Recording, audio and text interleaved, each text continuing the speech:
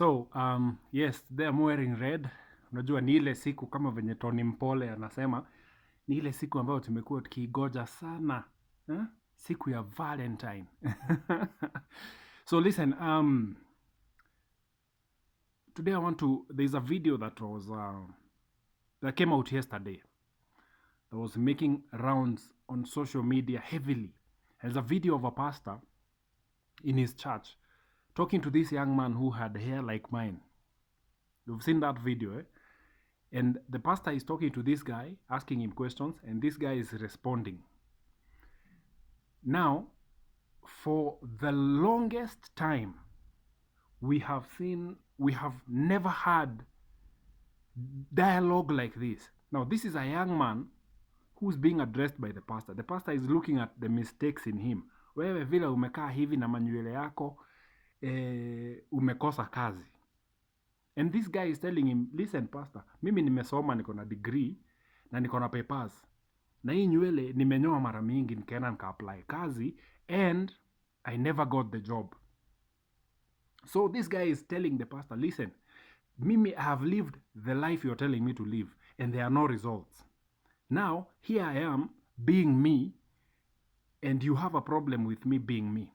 And so we have never had such dialogue. Most of us, remember, I think I did a video last year, end of last year, and I was saying, we are so used to this motaratara way of doing things, where it's one man speaking there.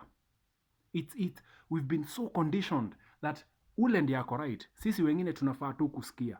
And we have never had this dialogue. That reminds me of a conversation I was having with a pastor friend of mine on Friday when I went to the barber shop. And I told him, hey pastor, manze saizi palituko, the world we are living in right now, we are losing. We are losing because we are not encouraging relationships. Now today is Valentine's Day.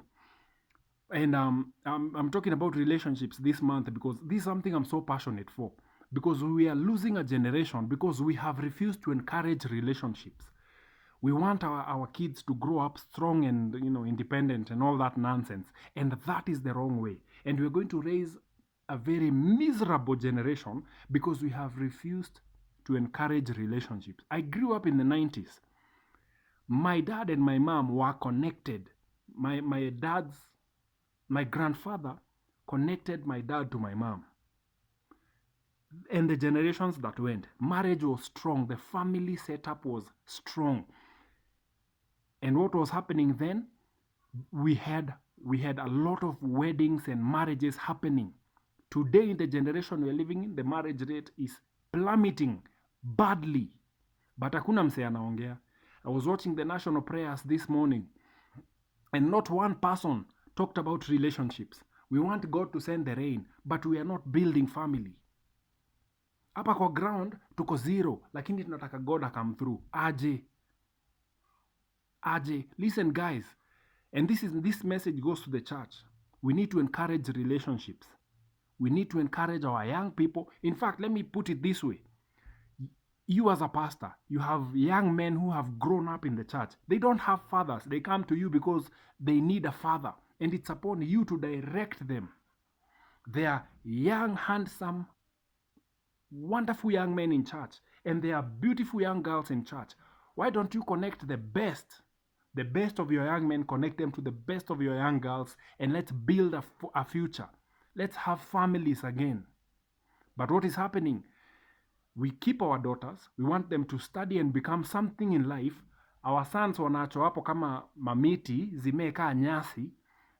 Women are coming from the clubs to the church, and we were expecting these young, faithful young men who have kept themselves to rehabilitate these takataka zenye zimetoka huko nje. Wawachukue, wawarehabilitate. And that's why we no longer have families. That's why the divorce rate in the church and in the world ziko hivi.